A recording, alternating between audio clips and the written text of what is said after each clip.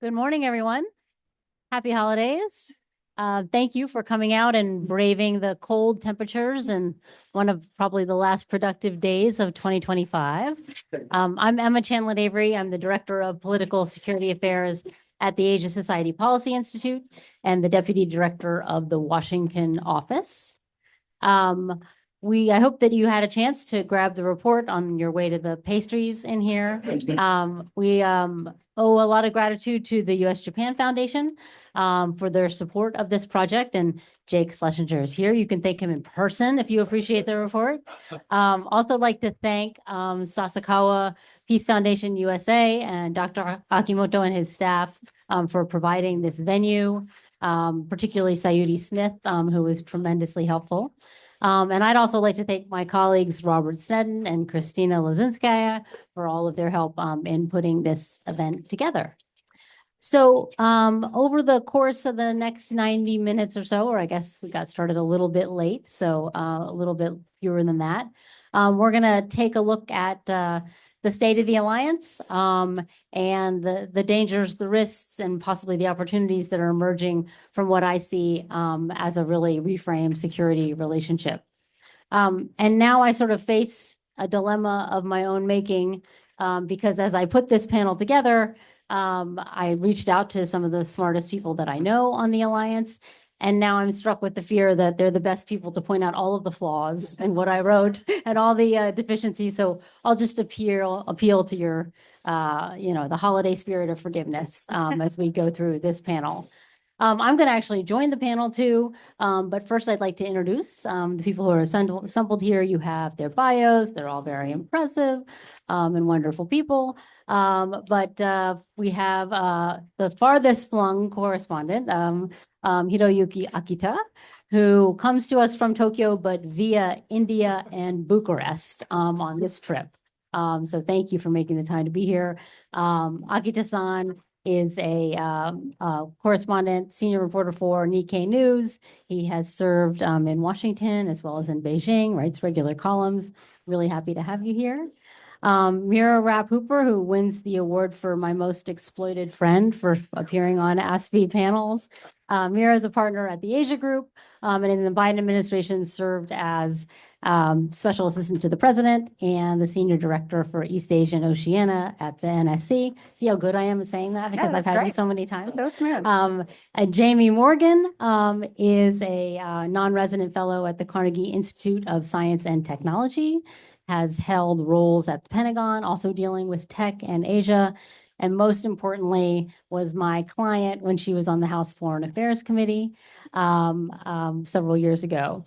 And speaking of former clients, Michael Schiffer as well, when he was at SFRC, met him many years ago. He is now a fellow of many different stripes. You are a distinguished fellow here and a senior fellow at CAP and a associate fellow somewhere else. You're just a fellow. You're a very well decorated fellow. Yes, you're polyamorous. And he served as assistant administrator for the Asia Bureau at the former U.S. AID agency. So tremendously happy to have you here. I'm going to turn it over to Demetri to moderate the session. Demetri is U.S. China correspondent for Financial Times, has also reported on the CIA and the Pentagon, all around great and smart guy, easily bribed by cocktails, but still has quite a bit of integrity. So I'm going to leave it to him to moderate this panel. Thanks, Demetri, and thanks all of you. Thank you very much. And not just cocktails, Guinness, wine, sake. I'm an equal opportunity drinker. Good morning, everyone, and welcome to the panel. Thank you to the panelists and Emma.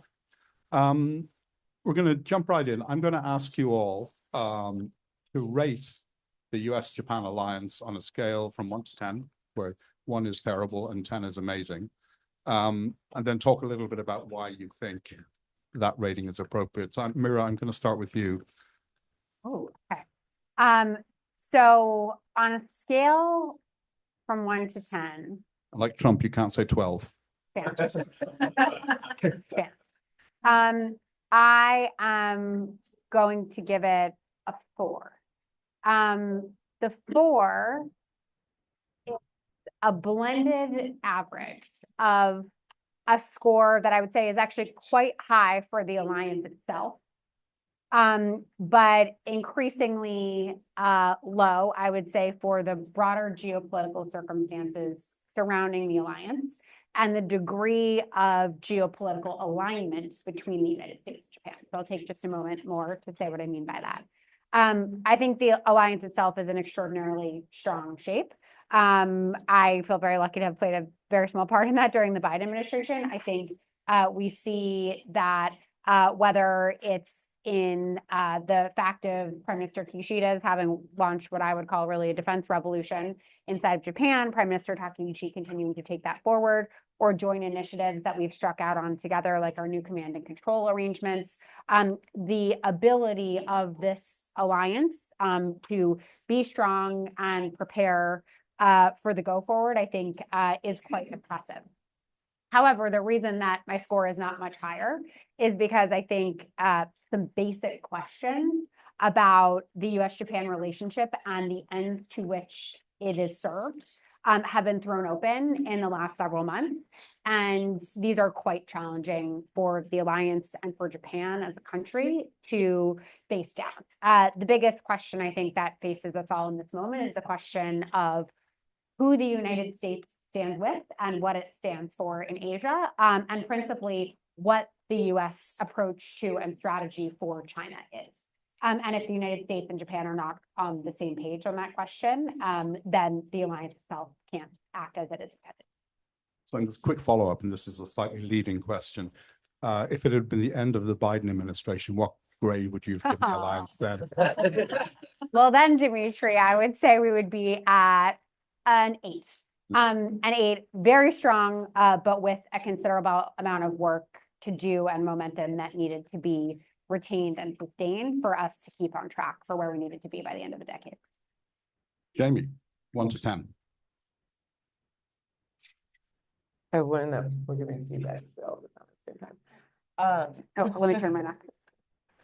I would say a 5. I think similar to Mira, the alliance has weathered relatively decently so far, a turbulent start to this administration. But I think, and I think that the Japanese government has done a good job of trying to shift and trying to rethink a few foundations of the alliance, and I'll talk about that in a minute. But I think about how do you keep the alliance important strategically to its political leaders and regionally. And I think strategically, candidly, across both administrations, the alliance has been good at deterring high-end conflict between the US and China, one that would draw Japan in. It has failed largely at deterring raison coercion. If you look at the number of incidents and kind of the level of violence, both have gone up, particularly in the South China Sea, but also around Taiwan. And I personally think that a lot of that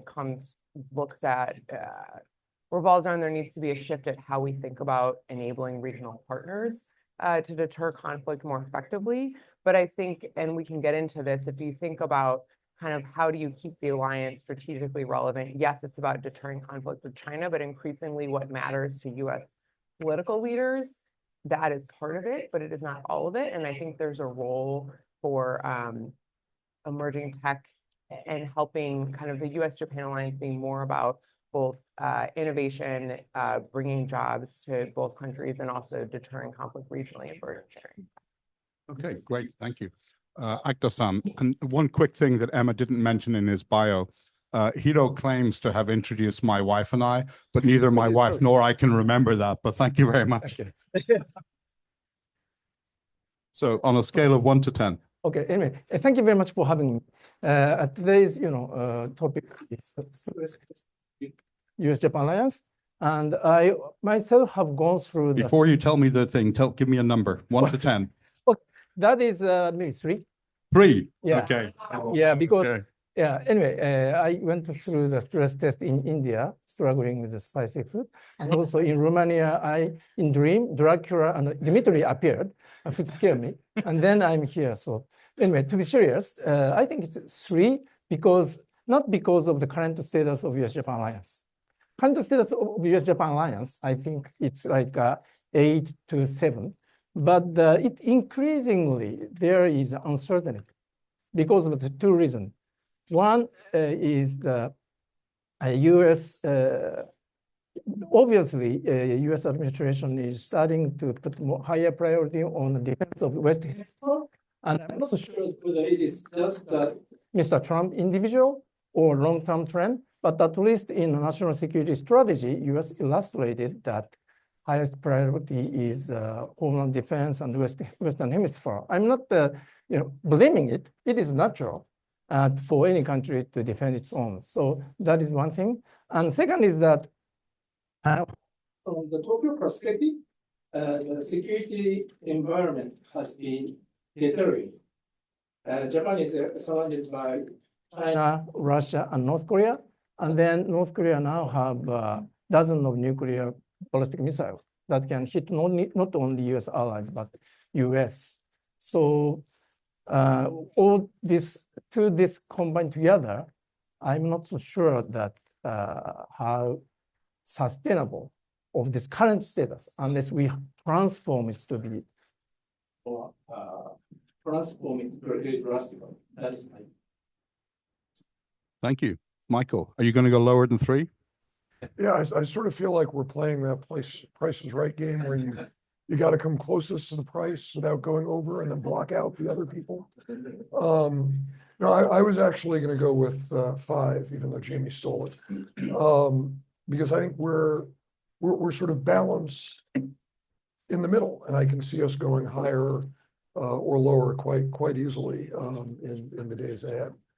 As friends and colleagues have already offered, there's a great degree of geostrategic alignment. There's a great degree of operational resilience. But, with Japan hedging not just against challenges from Beijing, but uncertainty from Washington, with all of the allergies that the tariff friction have introduced, into the bloodstream over the past years, with the lack of any serious vocal response to Washington, from Washington, to the recent, radar lock incident, with the canceled 2+2 earlier this year. I mean, there's just a tremendous amount of political fragility that is underlying the alliance and our ability to be able to continue to cooperate and make progress going forward. Thank you. Emma, last but not least.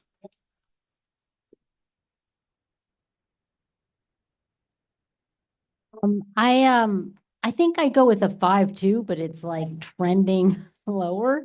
I went to Japan for almost a couple weeks in the fall, and I went in thinking like this is on fire right now. I mean, I think the low point was around July when the 2+2 was canceled.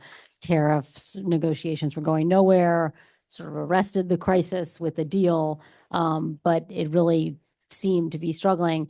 And I went and met with folks on both sides there, and they, the resilience showed. I mean, at the working level, trying to stand up the JJOC, all those things were still functioning. But since then, without the high level leadership, I think it's very difficult to sustain, particularly like the degree of trust that existed in the alliance before. A lot of the working level stuff that was going on, I think, had to do with the momentum from the previous administration when there was a lot of attention on the alliance. But since then, we've come back. We had this national security strategy come out just in the last couple of weeks that is, very direct where we're going to focus our attention in the Western Hemisphere, which I think cannot be great news for our allies and for our attention to the Pacific. So, ask me in a couple of weeks and it might go a little bit lower. Okay, come back in 2 weeks. Akita-san, can I ask you, well, actually, maybe let me ask all of you, it's been a really topsy-turvy year for U.S.-Japan relations. The Ishiba visit went better than I think people expected. Then you have the 2+2 canceled. Then you had the Trump visit to Tokyo, and I was in Tokyo at the time, and my sense is Japanese officials were super happy with how that visit went. Trump and Takaichi both charmed each other. The optics were very good. Then Trump meets Xi Jinping. Then Takaichi makes her comments about what Japan would do if China attacked Taiwan. And Trump has not come to her defense. I mean, except for the ambassador in Tokyo, really, there's been very little support from Washington. How is Japan viewing the overall situation? Do they see it as kind of the ups and downs and they'll get through it? Or is it an existential problem now? So I and Demetri are the journalists following day-to-day news. So there is kind of this level of observation is almost like a tactical observation. And then here is a strategic observation. So let me start from a strategic. You sound like my editor, by the way. A very good body that to provoke, I know. But anyway, I think strategy follows tactics, and tactics follow strategy. So I think strategy is more important. So as we observe from Tokyo, Japan has been pursuing Plan A, which is free riding after World War II. Then Abe switched it to a Plan A dash. That is in order to sustain U.S. Japan Alliance, Japan will bear more responsibility and also, now expands defense budget incrementally. But Plan A and A dash are based on the premise that U.S. is willing to sustain its strong commitment to Asia and they perceive it as a national interest, long-term national interest. If this presumption premise erode, Plan A or Plan A dash are not sustainable, however efforts Japan makes, Japan or U.S. allies, Australia and Korea. So we are at the pivotal moment whether Plan A dash premise sustainable. And on the tactical level, so this is like a climate change of the U.S. Japan Alliance. Climate change go very gradually, but so it doesn't hit tactical level yet. So Mr. Trump come to Tokyo and have a very good meeting with Takaichi, and everybody whom I talk in Japanese government, they say that it was very great. Actually, expectation was very low. So everybody thinks it's very, So on tactical level, when I talk with MOD people, Ministry of Defense, people, Akita-san, don't worry about it. Uniform to uniform relation is very, very stable. And actually, there are 2 aircraft carrier groups being deployed in the Pacific from September. I'm not so today, but at least until November. So 2 aircraft carriers group, and then they are conducting joint exercises with U.S. allies and partners. So to conclude, if I pay attention to on a tactical level, no rain, no typhoon, no cloud, but the climate change is going on. That is my, sorry. But is the Prime Minister's office, how worried are they about the direction of things in the U.S.? I think they don't open the mouth and say that they worry, but I think there is a growing concern, not because of the Mr. Trump's comment or rhetoric, but the changing balance of power in the region. And already on a conventional level, China's military balance of power in Asia had already shifted to a Chinese side, as you know, and also on the nuclear level, China is building a nuclear capacity very rapidly. So it is, and on the top of that, there is, we are not so sure about Mr. Trump is really perceived defending U.S. allies at the risk of U.S. homeland security is the national interest of U.S. So capability and also intention at the highest level. Mira, how does it look from your perspective? I mean, the lack of response from the U.S. Does it matter? I mean, some people will often say, listen, you have to discount Trump's words and actually what Akita-san said. Let's look at what the 2 militaries are doing together, what's happening under the surface that we may not see on a day-to-day basis. And we kind of focus on Trump's rhetoric and the stuff that, the kind of explosive comments, etc. How do you view it? So I think it does matter. Excuse me. I think it does matter quite a bit. I think I agree with Akita-san's kind of dichotomy between the tactical and the strategic levels. And I would also agree with the assessment that if you're to look at the picture operationally, in terms of kind of working level plans, you would see the alliance worker bees buzzing about as they normally do, right? As far as I'm aware, there haven't been any major changes to force posture, to exercises, to any of the things that we would think of as sort of the critical day-to-day spade work of the alliance and maintaining basic deterrence and security around Japan. But I think that change in the strategic climate that Akita-san is talking about is quite significant. And arguably, when push comes to shove, may matter more than the ability to keep the day-to-day work of the alliance on track. In particular, I think for Japanese friends, and this is, as Akita-san says, officials are quite careful. It is significant that the wedge issue that was driven just 10 days or so after President Trump was in Tokyo was Prime Minister Takaichi's stance on Taiwan. Now, of course, this all came right after President Trump had just met with Xi Jinping, and Prime Minister Takaichi's views as forward-leaning on Taiwan are well known.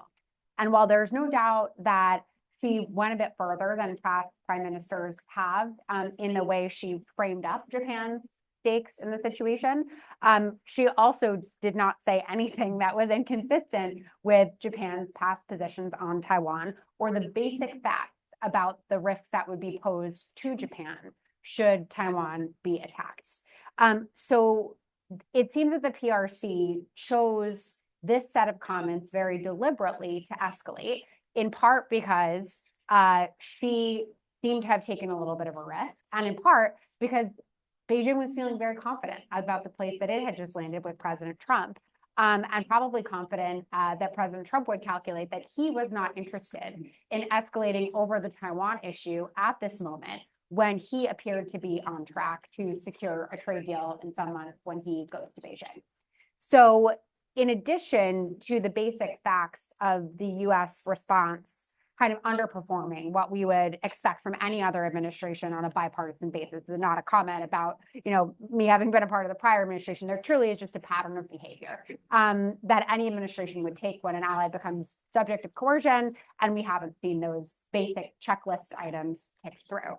I think it matters a great deal that the issue on which she has been left out on a limb is Taiwan, because that is precisely the issue over which friends in Japan and around the region worry the US orientation may be changing. And it plays into the fears that the United States is preparing to form some type of a G2 with China that will exclude other players in the region.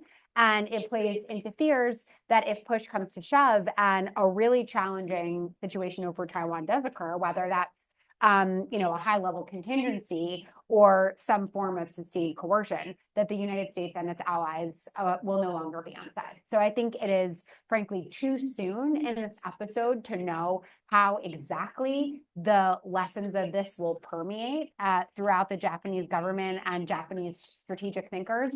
But I do think there's been a considerable shift in the wake of Trump's visit to Tokyo because of this episode that began in front of the Diet. Jamie, I know you're not on the Hill now, but I'm sure you talk to your kind of colleagues and pals from time to time. How do you think the Hill is viewing the US-Japan relationship, and are there things that members of Congress could do more of to try and bolster the relationship at a time when there's not much support coming, at least rhetorically, from the White House? I'm good. No, it's a great question. And I would just add, before touching on that, one other point, because I agree completely with the kind of disconnect between the strategic kind of context and the operational, the tactical. The one other, I think, interesting question is, coming out of the national security strategy, it is not yet clear to me on that disconnect whether the resources, particularly if we think about kind of the military context and the Department of Defense, both the US Joint Force and US security cooperation assistance, not to mention how the US kind of prioritized arms sales to Japan through FMS, if that will flow Because I'm still hearing very much from colleagues that manage both budgets that there is now a change in disconnect and process from how much the national security strategy, the national defense strategy will really drive resources. So I do think we have a potential to continue to see this disconnect between the messages that we're getting at the top around the alliance and resources available for the alliance and the region. On the Hill piece, it's interesting. I think candidly, there is among those who are the U.S. Japan watchers and the watchers of the region, a lot of consternation and concern about what is going on in the alliance. I think, as Emma very thoughtfully, I think, points out in her report, there's kind of been a disempowerment and a challenge, candidly, I think, in both parties of those who support kind of a U.S. Internationalist approach to the world and engagement in the world, and finding their footing about what are the arguments that are going to resonate both with voters to continue to support the alliance, and how do you break through in such a kind of sordid media environment. So I love Emma's suggestion and have talked with friends in kind of both the US and Japan about the idea of kind of building more both working level and leadership ties that are institutionalized for interparliamentary engagement, because I do think that can be a ballast. It was hugely important in the US South Korea relationship, and Trump won. And I think do the same in this relationship. Just to follow up, do you think, I mean, if the NSS translates into kind of directional, Trump saying basically, I want less money on Asia, more money on the Western Hemisphere. I don't think we know yet. Do you think Congress will step in and actually say, no, we control the purse strings and we're going to direct more money to Indo-PACOM or, Asia related?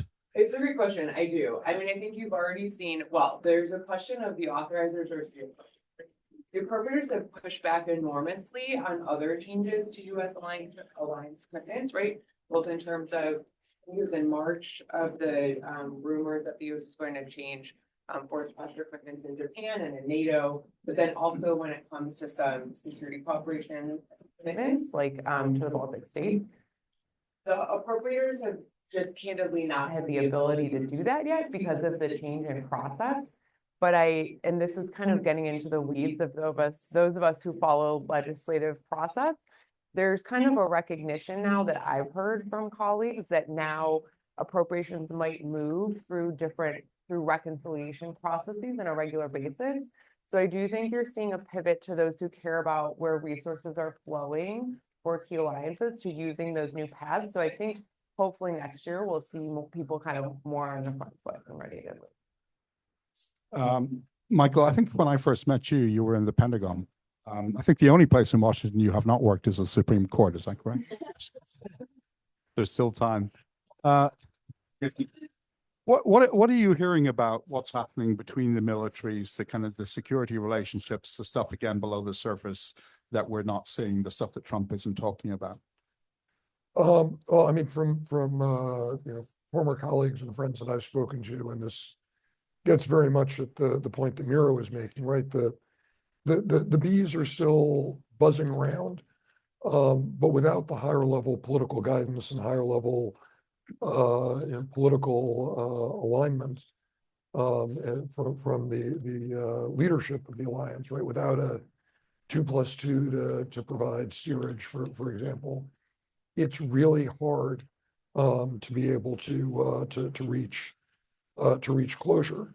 So for example, for all of the activity that still surrounds the progress that we're trying to make on our command and control mechanisms and command and control structures, we're just treading water.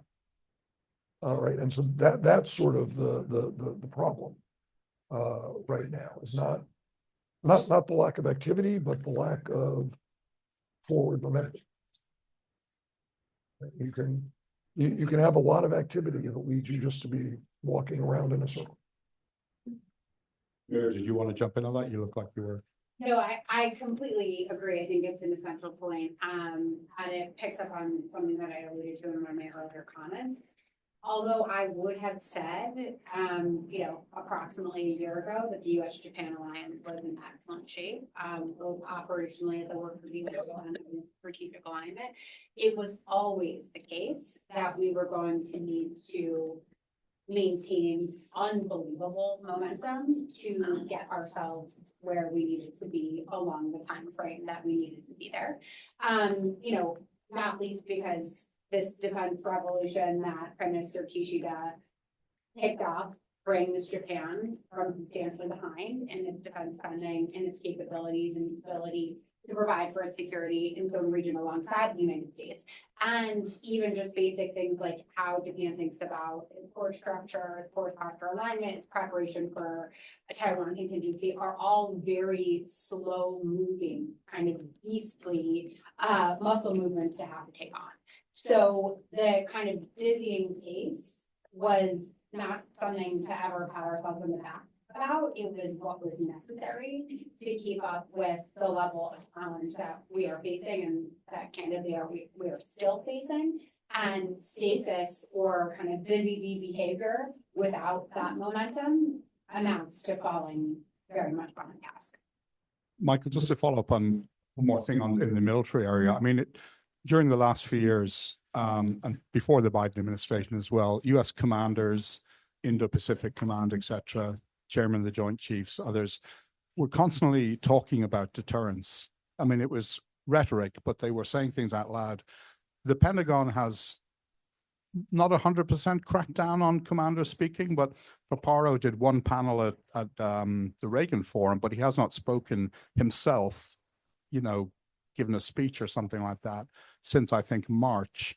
If you compare what Pete Hegseth said at the Shangri-La Forum, which kind of reassured everyone in the room, I think there was a diluted version of that said about at the Reagan Forum. So if you're in the region and you're not hearing U.S. commanders talk about the importance of deterrence, does that matter? And if it does matter, how much does it matter and why? It does matter. Declaratory policy is every bit as important as posture moves that make deterrence credible and visible and concrete. And it also matters because of the context in which this conversation is or isn't happening. The through lines in the national security strategy that provide coherence that I think may be causing a little bit of anxiety.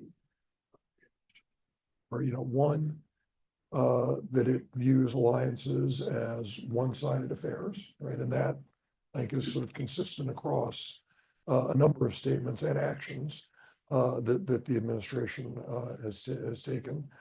And secondly, that it appears to underscore that for the president and this administration, right, the world is divided into spheres of influence, right, which can be the same as balance of power, but isn't actually necessarily the same as a balance of power approach.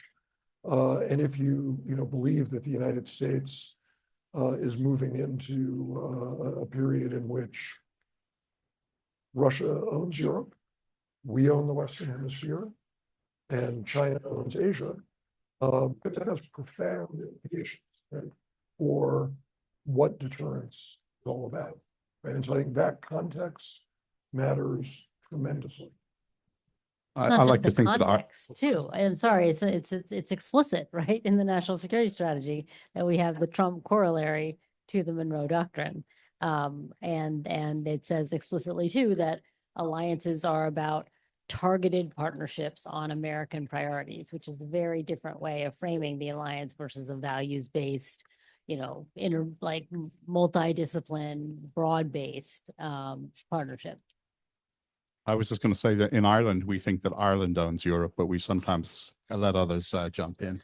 Emma, one of the things you talked about in the report, you kind of quote opinion polls over the course of this year, which show that support among the Japanese public for the alliance seems to be slipping, and confidence that the U.S. would actually come to Japan's defense if something happens seems to be slipping as well.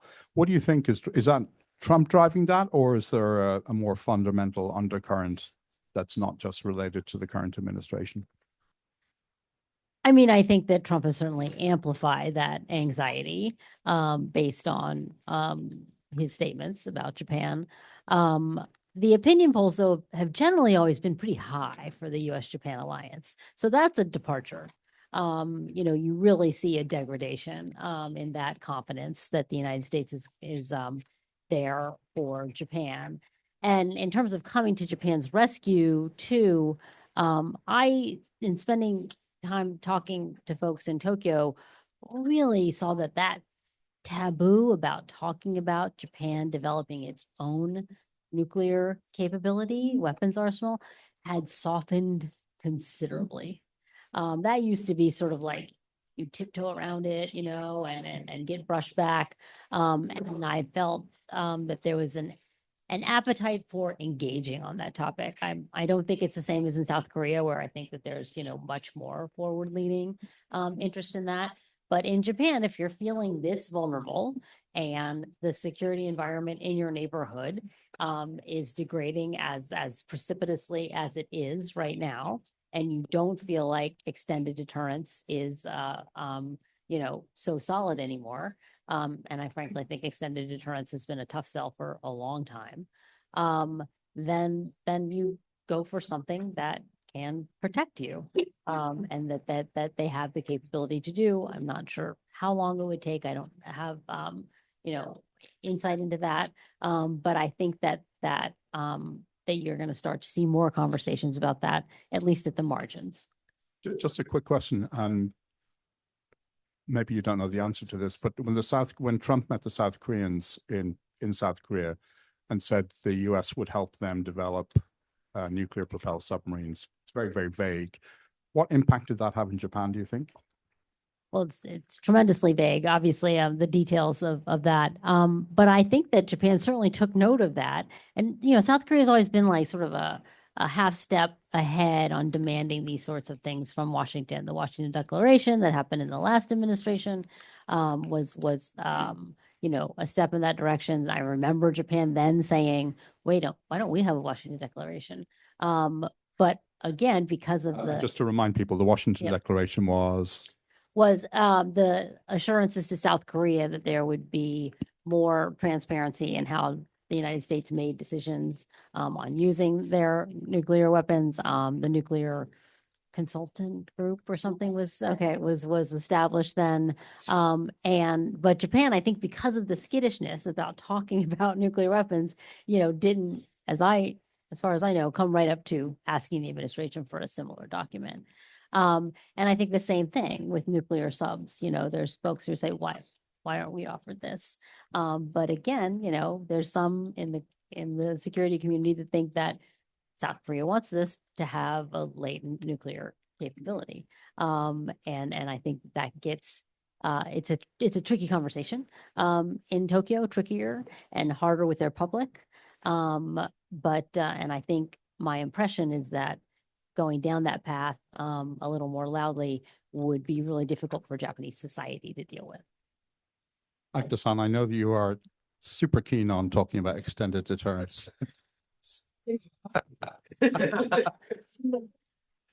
Can you kind of give people a sense of, it feels like the nuclear discussion, as Emma said, I think was essentially taboo in public. It feels like it's kind of broken into the open quite rapidly.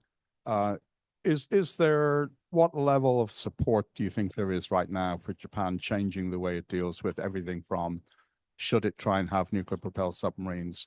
Should it think about developing its own nuclear weapons? Should it think about allowing the US to deploy tactical nuclear weapons in Japan? What is the kind of level of support, if any, for all of those things? Yeah, in short, if I try to write a piece, opinion piece, that we should have reasonable discussion about the nuclear option. Maybe if I say to my editor-in-chief 10 years ago, he says, "Are you crazy?" Yeah, I wouldn't publish it. It's too provocative. But if I say it, maybe write it carefully. But you can go on, publish. Because point number one is that a geopolitical landscape in Asia, again, it is natural for Japan to think about it. because we are surrounded by North Korea, Russia, China, and they are building up. And secondly, again, if I'm a taxpayer, American taxpayer, I wonder if it is worthwhile for US to take a risk to lose Los Angeles or New York or Washington by North Korean nuke in order to provide nuclear umbrella to Japan. Maybe it was worthwhile during Cold War because Soviet Union was an existential threat for US.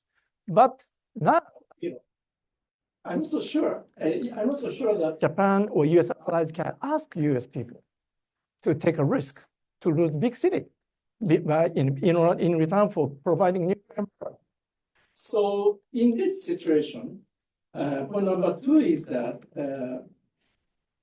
Japanese policymakers started to understand this kind of simple physics.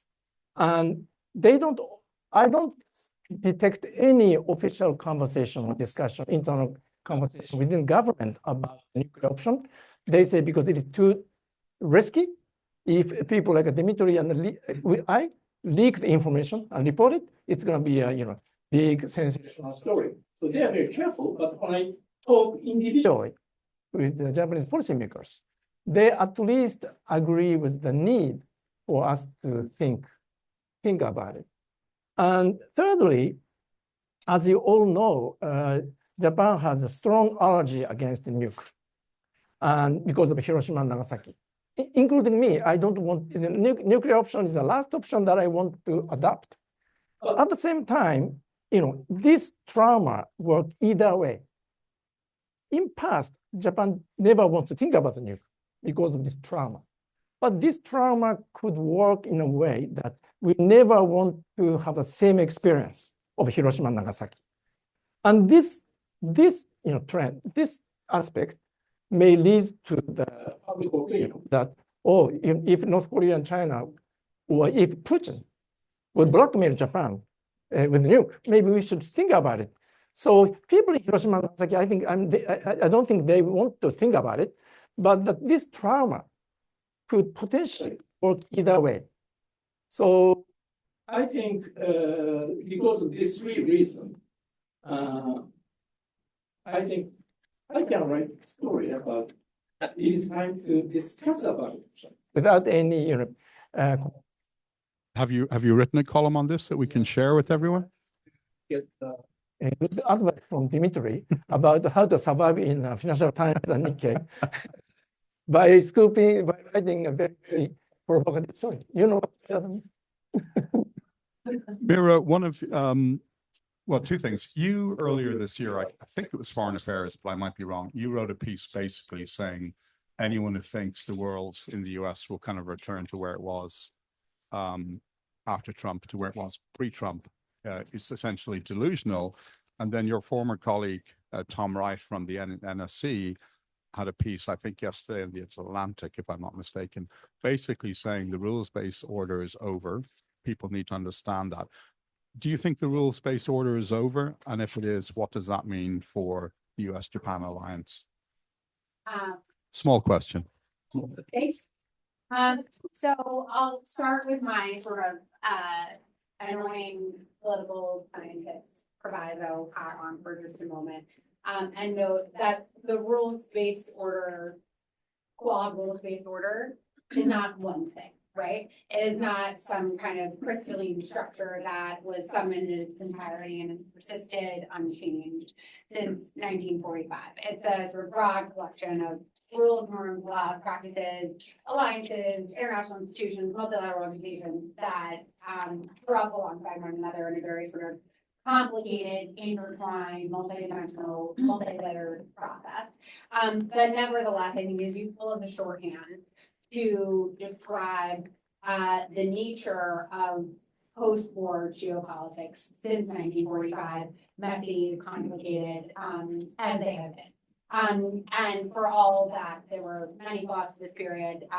It did usher in kind of an unprecedented period of great power peace, and obviously economic prosperity for many involved, and I think undeniable benefits for both the United States and its closest allies and partners who were part of our portion of that system. I do agree very much, and I think my co-author Rebecca Listener is right that the postal order as we knew it is dead. That a change has been taking place, not just over the course of 2025, but over the course of the last decade that might have happened anyway, but that has been precipitated and accelerated by the second Trump administration and the policy choices that President Trump has made. Whether you look at the decision to implement global tariffs on Liberation Day, which have effectively broken the post-Cold War economic order, I would say very intentionally.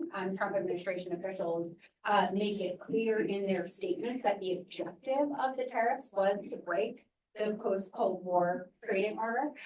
Whether you look at, the defunding of international organizations, the decision to shutter USAID and vastly overturn the way the United States does foreign aid, which is not just a foreign aid problem, it's a decision to basically come at the United States as a provider of global public goods, or whether you look at some of the big questions that we've been talking about today, like who the United States geopolitical competitors actually are and whether or not it will stick by its allies. I think it's pretty hard to argue that any key facet of that order as we knew it remains continuous and on some linear track of progress.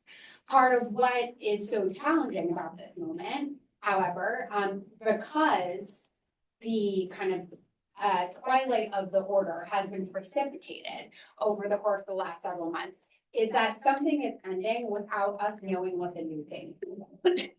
So in my estimation, it will be several years until we can define what exactly it means to be living in a new global order, what its contours are, who's cooperating with whom and against what. So we're now in this period that feels like a chaotic interregnum. Where there are some trends that seem obvious and very prevalent, like, the diffusion of semiconductors and rapidly changing AI, or the fact that the propensity to interstate conflict has ticked up significantly just in the year 2025. We'll see some trends that characterize this interregnum itself. And yet it is, I think, still going to be difficult to know because we're in this miasma of transition, if you will, where exactly we're headed for the next chapter. Can I ask you to look into your crystal ball for a second? I know trade and economics is not your main field, but the Biden administration kept many of the Trump 1.0 era sanctions, tariffs on China, for example. Let's say the Democrats win the White House in 2028. Do you think tariff regimes do you think the tariffs will be taken off, reversed, or do you think actually there's a change in the kind of political economy in the US and the tariffs will actually stay in place and that this is the new reality for the foreseeable future? Yeah, it's a great question and one that I thought about a lot myself without a good answer at this stage. I think there's no question that prior to Liberation Day, there had been increasing skepticism towards trade and the sort of trajectory towards ever freer trade, both in the right of the Republican Party and the left of the Democratic Party, which helps to explain relative tariff status during the Biden administration. But I would like to posit that the sort of magnitude of the tariffs that have been instituted by the Trump administration may unleash at least two countervailing sets of forces that create some potential for them to be unwound, at least in part, if a Democrat were to take power in 2029. First, number one is the question of the damage that the tariffs end up doing to the American economy. One of the things I've been fascinated by over the course of this year is how much predictions by both the left and the right were off when it came to what the effects of the tariffs were going to be on the American economy, right? If you listen to the Trump administration, they were supposed to reshore domestic manufacturing. This was all supposed to happen very quickly. It was supposed to be the sort of silver bullet solution to our economic woes. But if you listen to kind of left-leaning economists, the American economy was supposed to be on its knees by the end of this year, definitely in a recession, if not in a depression of some kind. Neither one of those things has come to pass. So I don't think any of us can predict with a point prediction how the tariffs are going to continue to impact the American economy, which has proven remarkably resilient, largely because of AI and the fact that this is the biggest capital investment that any country has ever made.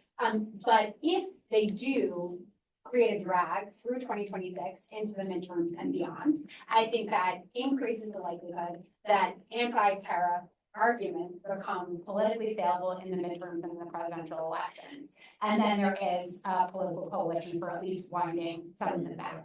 The second piece that I point to in brief is that the Supreme Court is waiting to decide on whether IEEPA is a legal basis for President Trump's tariffs, and it would not be a surprise to me to learn that the court had ruled that at least some of those tariffs needed to be unwound with IEEPA as their basis.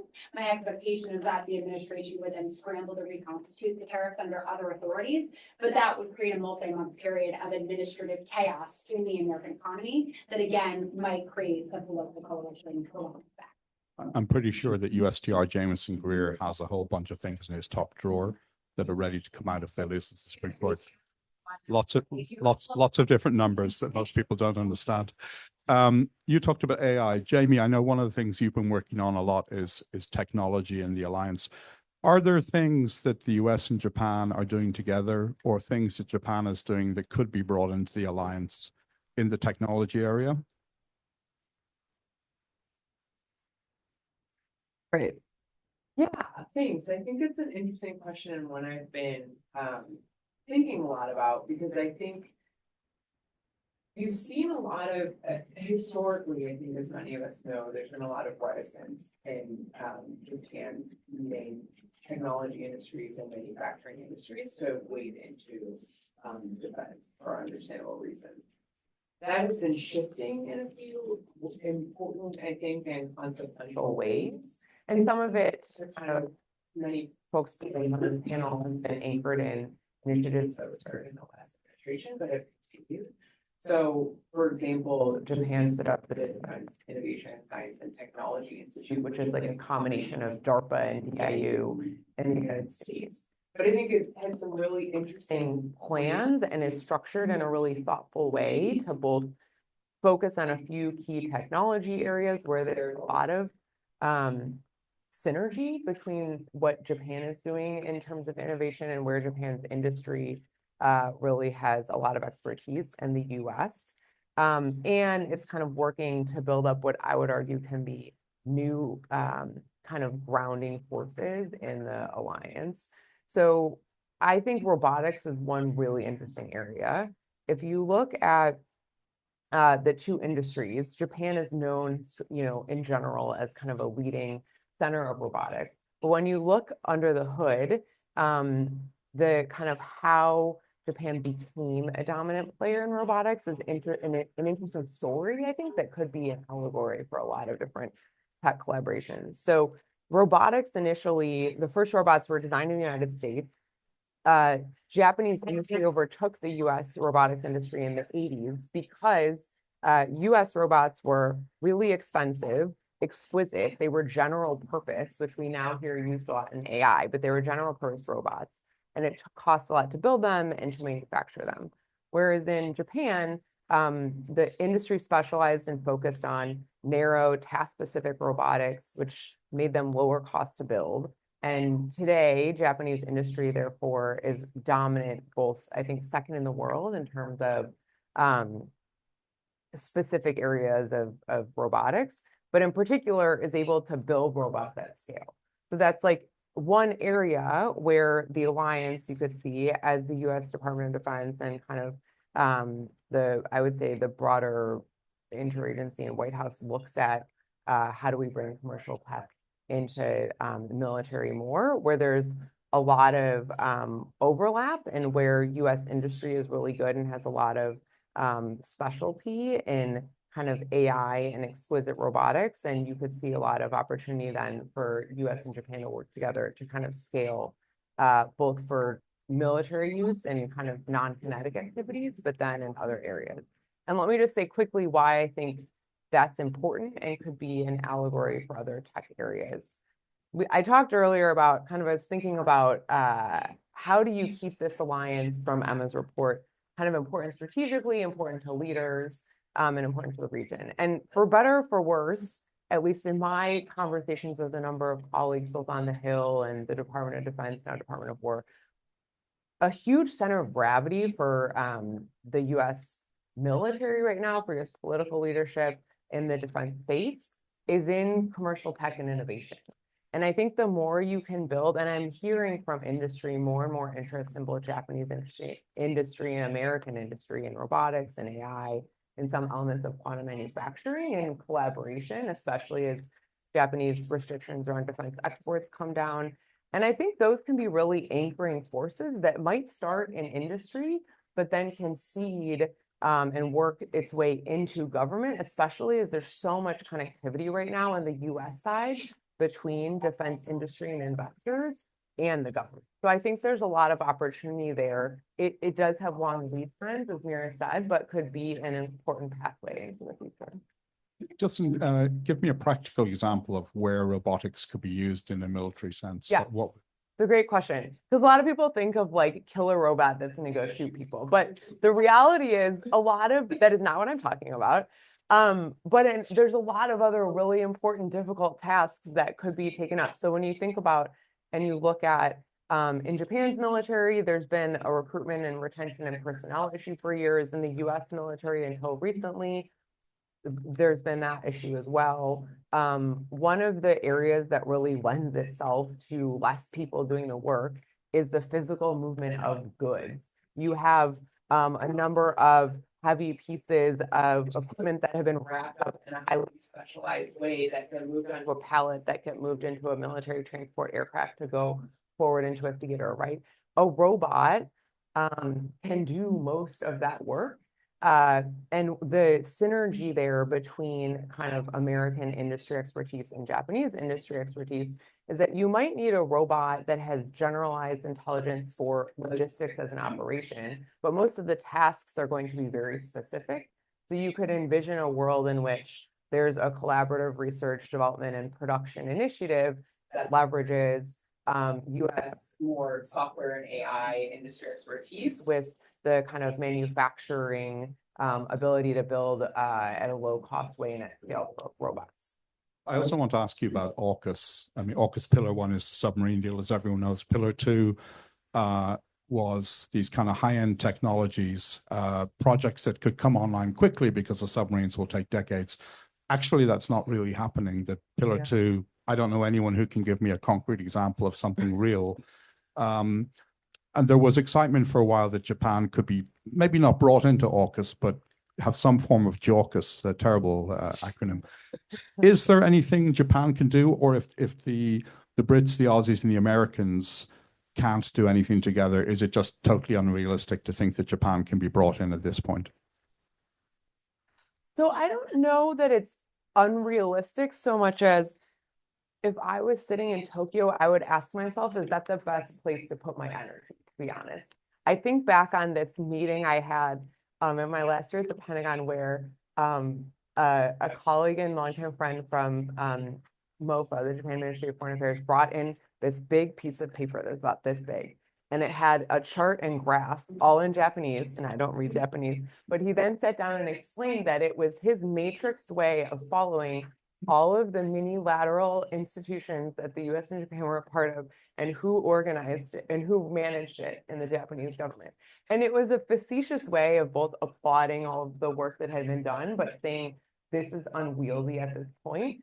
And I think it's an important story to think about because given the ratings that we all gave the alliance right now, I just don't know that focusing on, to your point, a strategic partnership that has had challenges. And I actually think the mechanics of AUKUS Pillar 2, when you think about the export exemption that many of us look to get, like those mechanics are working quite well.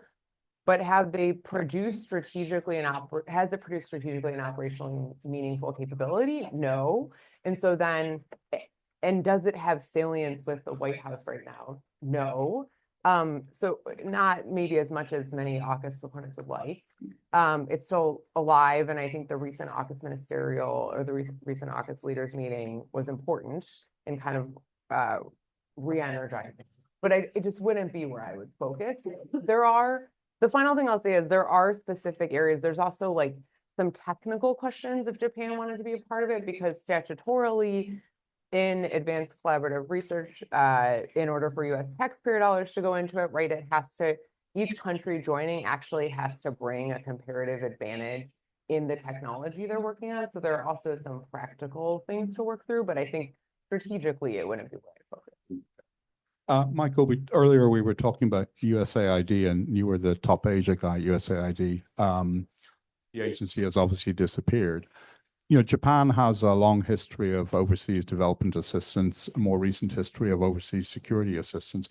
Are there things that Japan can do to fill the partial vacuum that the US is creating?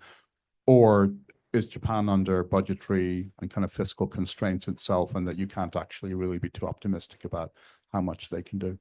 Well, I mean, the real answer, of course, is both. Right, and this also loops back to the question that Mira was discussing earlier about the rules-based order. You know, if there is to be a future for the rules-based order, it will require middle powers, Japan, Korea, Australia, the UK, the EU, stepping up and owning the global public goods in a way that they haven't previously, right? That's sort of the one potential viable path forward. So I think there is a real question for Japan as it looks at its ODA commitments going forward, given the dismantlement of USAID, given the vacuum, and that's putting it politely, in US thinking about development assistance and foreign aid, as to what sort of role it wants to play going forward, both in the Indo-Pacific and around the globe. But there are real, as you touched on, Demetri, there are real fiscal and budgetary constraints. Japan can't simply step up and, okay, the United States is cutting its budgetary support for UNHCR. We're gonna cut a check to make up the difference. Japan doesn't have the resources to do that either. So I think there's a lot of real new thinking that's going to be necessary in Tokyo, particularly as we think about how to balance or rebalance ODA commitments with Takaichi, Prime Minister Takaichi's thinking about securitization of Japan's international engagement, to think through what sort of role Japan wants to play going forward in providing development assistance in the region and globally. But I think the opportunities are there. And you can pick whether it's on economic growth, whether it's health or disaster resilience and response. Climate change, is an obvious one, right? There's a rich menu for Japan that's willing and wanting to step up and do more. And when USAID was being dismantled, one of the criticisms here was China will step into that vacuum. Is there evidence so far that that's happening? There is evidence, although the Chinese development model and our development model are very, very different. So it's not simply sort of a one-to-one trade-off, but just as a sort of one easy example, that literally the day after, this is not a USAID driven project, but the day after Radio Free Asia ended its support for Thai organizations, Xinhua, the Chinese, stood up and started providing them with free wire service in Thailand. It's a relatively sort of small example, but it's very indicative of the way in which Beijing is seeing opportunity and stepping into the breach in a pretty mindful way. In Cambodia, right next door, when the United States ended earlier this year its programs to support unexploded ordnance, removal. Beijing, and it was all over the front pages in the Cambodian press. Beijing, stood up and said, okay, if the United States is not going to do UXO work, we're here to demonstrate that we're the real friends of the Cambodian people. Right? You have these little anecdotes replicated around the globe. Emma, I don't want to slightly switch gears and talk about Japan-South Korea relations. I mean, one of the achievements of the Biden team was the Camp David Accord, a trilateral with Japan, the U.S., South Korea. You now have three new leaders in each country. Takaichi is obviously more conservative than Kishida and Ishiba. How is that trilateral relationship working now? And I mean, you might argue that if the U.S. is pulling back from supporting Japan rhetorically, it's in Japan's interest to have more minilaterals, stronger relations with some of its neighbors. Is that happening or not? Well, I think we're sort of at an inflection point, and we're going to see whether or not this lattice work that was developed in the Biden administration is actually holding without the United States being as fully engaged.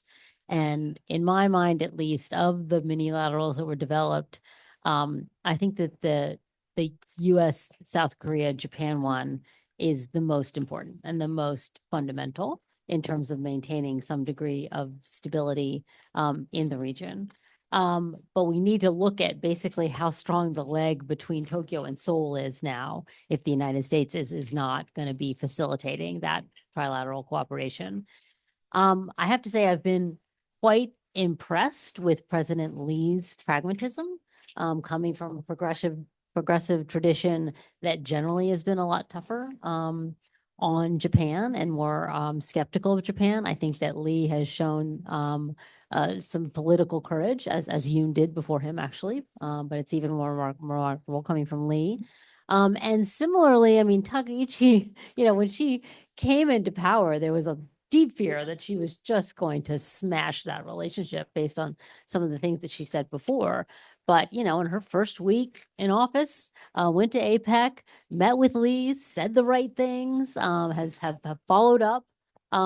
So I think that there's just a recognition in both of these capitals and in these two leaders that the stakes are just much higher now, that they don't have the luxury of, rebaking, I mean, very real historical issues and grievances that still, probably need some space to be worked out, but that they are cooperating at the most important level. And that is a real tribute to the work of the last administration and Camp David and pushing that forward. So if that can hold, and things like the Japan-Australia relationship and the Philippines relationship with Japan, if those legs can hold, then I think we have reason for some degree of optimism about this so-called rules-based order in the Indo-Pacific. Okay, in a couple of seconds, we're going to go to questions, but I've got one last question for Akita-san.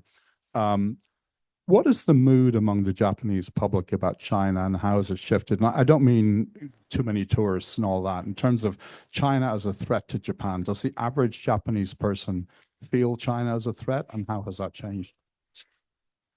I think that short answer is yes.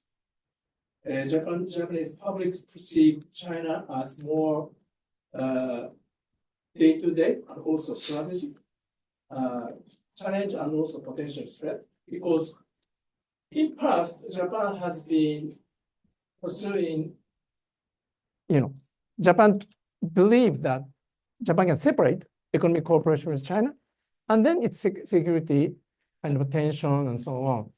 But now, what is happening since 2010, after the Senkaku incident, when Chinese fisher boat and Japanese Coast Guard crashed, and then China started to use rare earth as leverage to pressure Japan.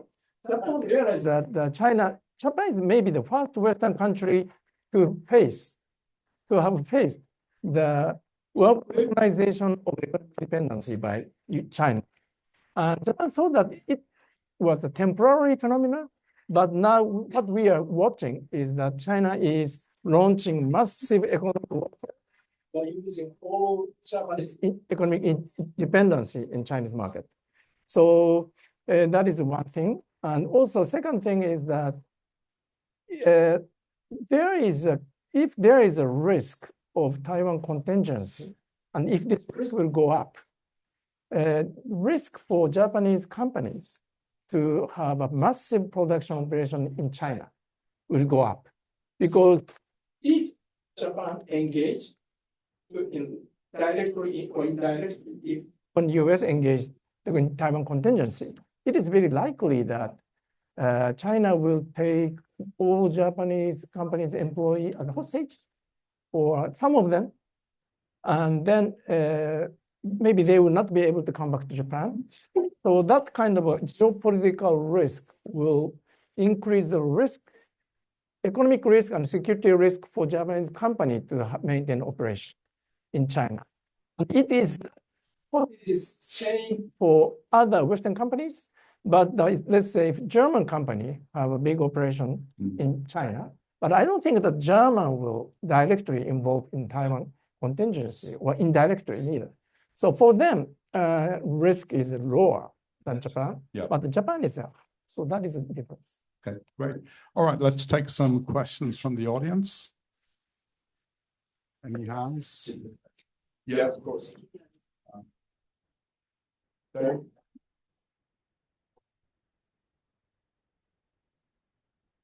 Let's identify yourself for the Yes, thank you.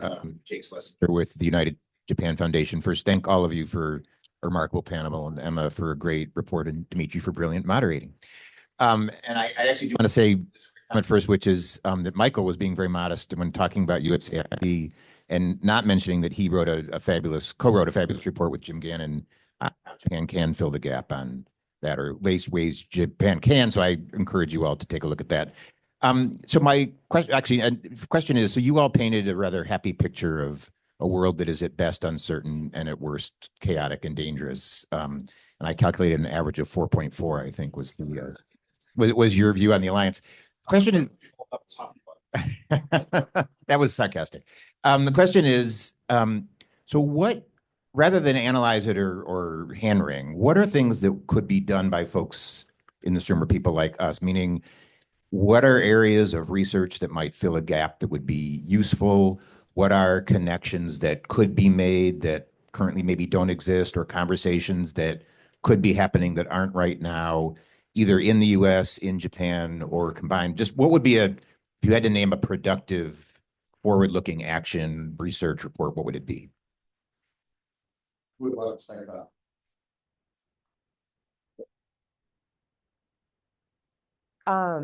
So I think that's a great question. And I don't want to discount the importance of strategic level leader relationships, but I actually think it's easy to miss with all of the chaos that we read in the news every day, how much can still happen at a working level. And I think it's more important than ever to both support the existing structure of the alliance at the military level, at the diplomatic level that is happening through worker peace. But I also think, to go back to my earlier point, there's a lot that can be done to expand what is happening at the worker level. So Japan's new Defense Innovation and Science and Technology Institute, there could be more, setting them up or funding for a track 1.5 dialogue and engagement with government DIU that's more institutionalized, that helps strengthen those ties. I hear all the time from investors in the US, venture capital, private equity, that are interested in putting more money into US Japan kind of business to business partnerships. I hear from nascent Japan tech startup industry folks that want to get into the US market. I think more that we can do, try to foster those ties through kind of, yes, business to business partnerships, but also bringing together of the tech communities in kind of structured dialogue and helping them identify opportunities to collaborate in a business means, but also those then bubble up into hey, I have this barrier in, you know, an export control issue, or I have an opportunity that I want, that then feeds into leader level dialogue. Good. Did you want to? Just a quick trigger on this very good question. As you may have inferred from Akita-san's comments about Plan A dash, there is some discomfort in the Japanese strategic community with talking about there being a Plan B for Japan under these circumstances.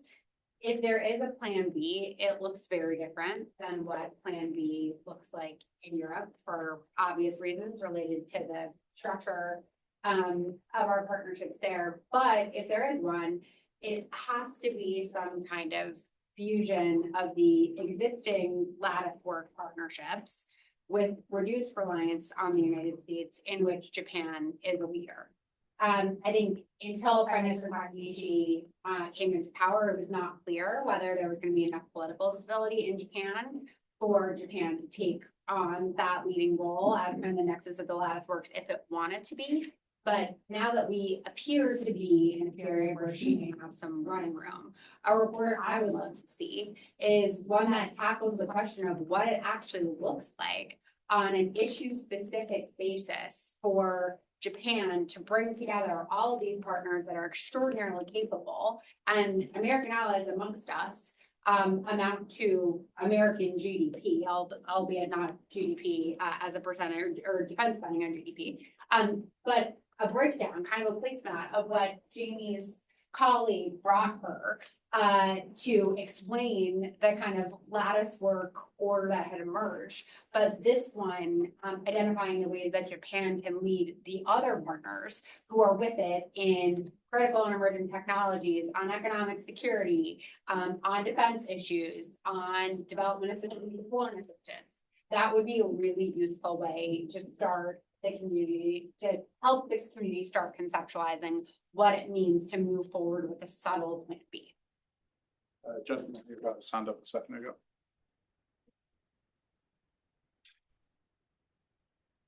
Alliances, it seems to be, provoke the formation of counter alliances. We haven't mentioned that. Just this morning, I saw what appeared to be a Russian website I hadn't seen before. It referred explicitly to the China, Russian, Iran, North Korea alliance. It used that word in English. This is something new that they formally acknowledge alliance. Think back to 1914. Did the confrontational alliances deter war, or did they expand the war? Is that where we're headed? Well, you go first and then you.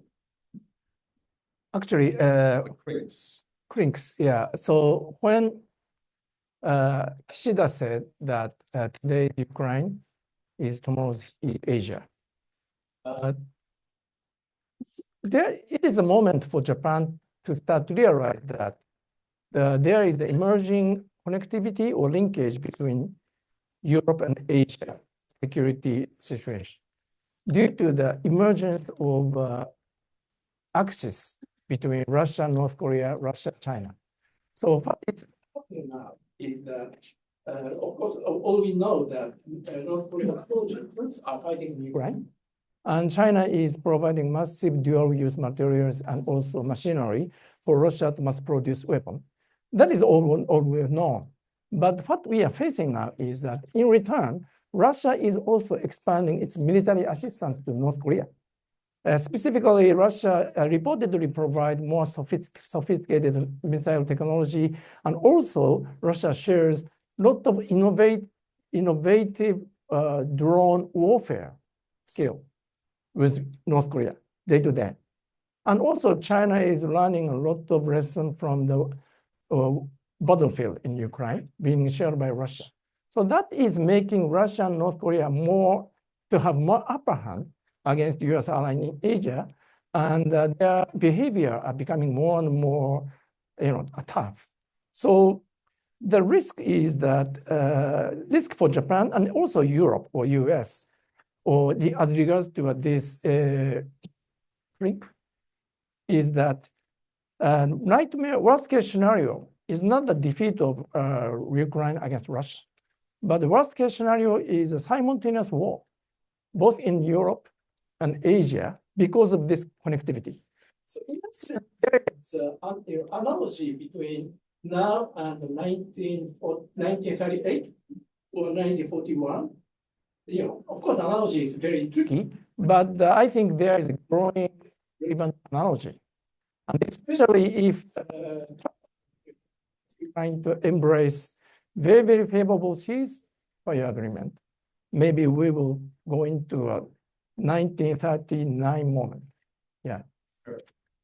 So I share all of Akita-san's and your concerns about the tightening alignment between Russia, China, North Korea, and Iran. This is something we've been observing for many years, precipitated by Russia's illegal invasion of Ukraine, as Akita-san mentioned, because all of these other actors have basically been pulled into Moscow Central by Russia's necessity to rely on them for various forms of war material, right? But I think these partnerships have now formed and are closely linked enough that we should expect them to outlast the war itself and be a set of political dynamics that will persist, even if we don't know how closely the center is holding them. So again, that piece is very concerning.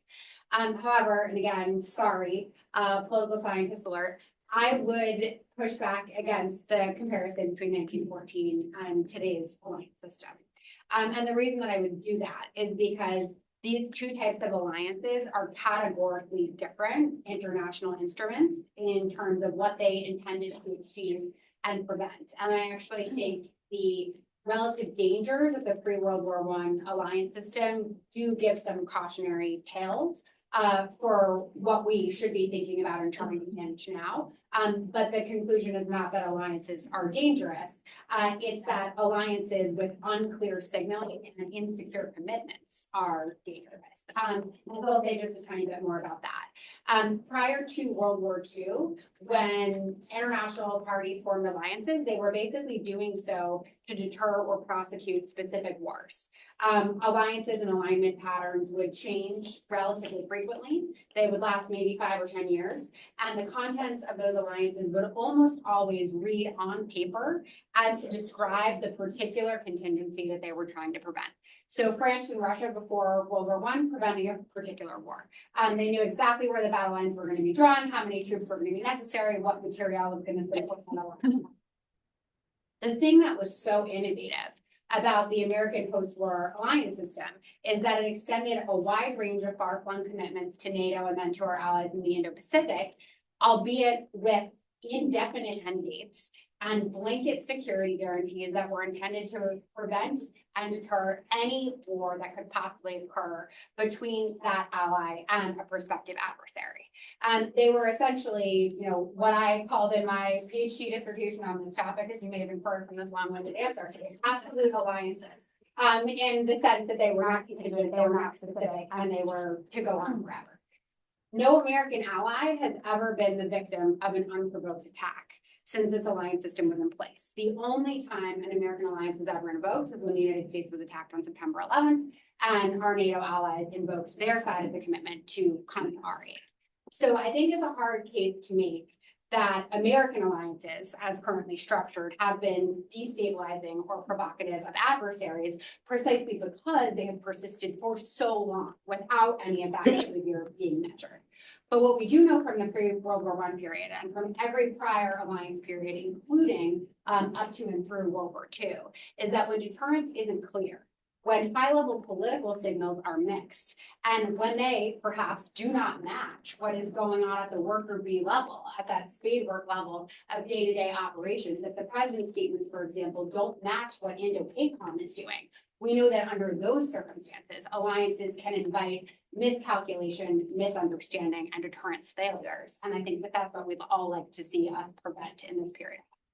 If I can do a bit of self-promotion, I just interviewed the head of an intelligence agency, one of the Five Eyes, a long piece. And one of the things he talks a lot about is how the Western intelligence agencies have underestimated the growing relationships between the CRINCs.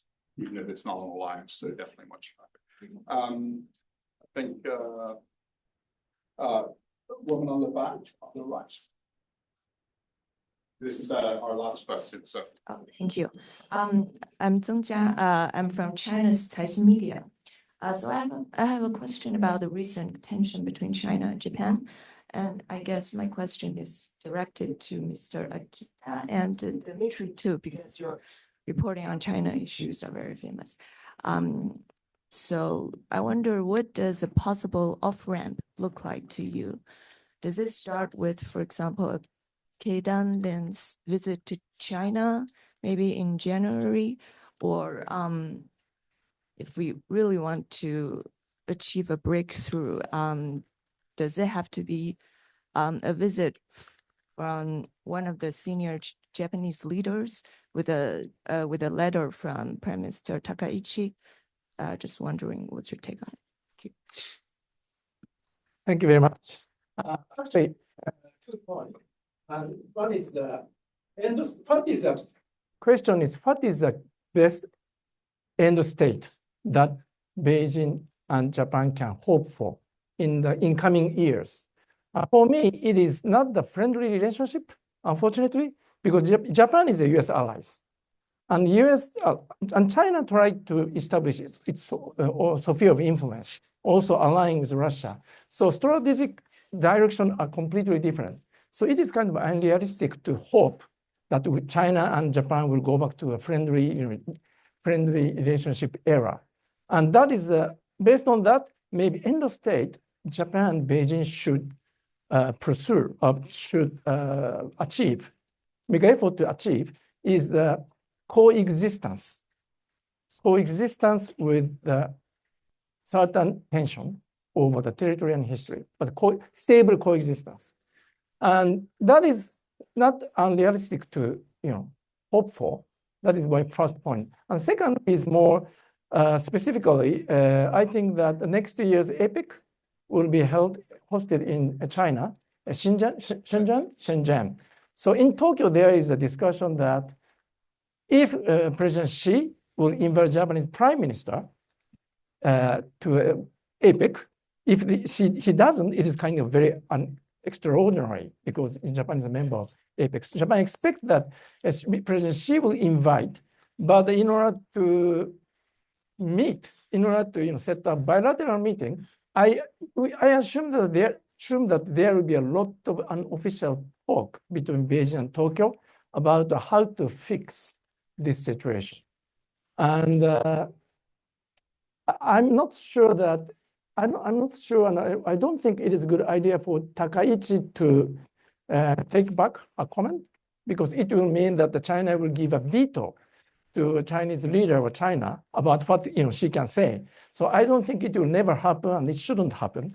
But maybe there should be some kind of a discussion to, I don't know the clear answer, but to diffuse attention over the Taiwan Strait, and then come up with Abe and Xi came up with a kind of a very, very vague joint statement in 2014 to reiterate its position on Taiwan and so on. So I think that would be the scenario. But if President Xi will not invite Takaichi next year, maybe I don't think that there will be we will miss the good chance to fix this situation. I would just say 2 very quick things. I don't think a new Japanese prime minister, and one who is quite conservative, can send a kind of a quiet letter to Xi Jinping. I don't think she would do. I think it would be risky for the same reasons that Hiro outlined. I think my sense is that Japan over the next year is going to watch incredibly closely probably 4, possibly even 5 times that Donald Trump meets Xi Jinping. And I think they need to see what is the real direction of U.S.-China relations before they decide, does Japan need to pivot somehow in the way it deals with China. I think next year is going to be a really, really important year. Now I'm going to close up. I'm going to ambush you all. I learned from Donald Trump, so I'm going to ask you, if you think this statement is correct, I want you to put your hand up. The context is the Chinese Consul General in Osaka saying about Takaichi, when a snake rears their ugly head, sorry, the Consul General, the Chinese Consul General Osaka, saying about Takaichi's Taiwan comments, when a snake rears its ugly head, essentially the head should be chopped off. So the statement is this, do you agree or not? Japan should have expelled the Chinese Consul General. Emma, yes or no? No. Yes. Yes, Jamie? No. No, Mira? Yes, on its face, but no, if they were seeking to avoid the backlash. This is a good answer. This is a White House answer. If it is bad, I think no. Japan doesn't have to, shouldn't trigger the escalation ladder. They didn't want to escalate further. Yeah, so triggering escalation ladder is not good. Well, I'll be the Osaka answer. Hang outside the Chinese consulate. Yeah, you do it, Demetri. You kick them out of there. All right, on that note, thank you very much to the panel and to the audience.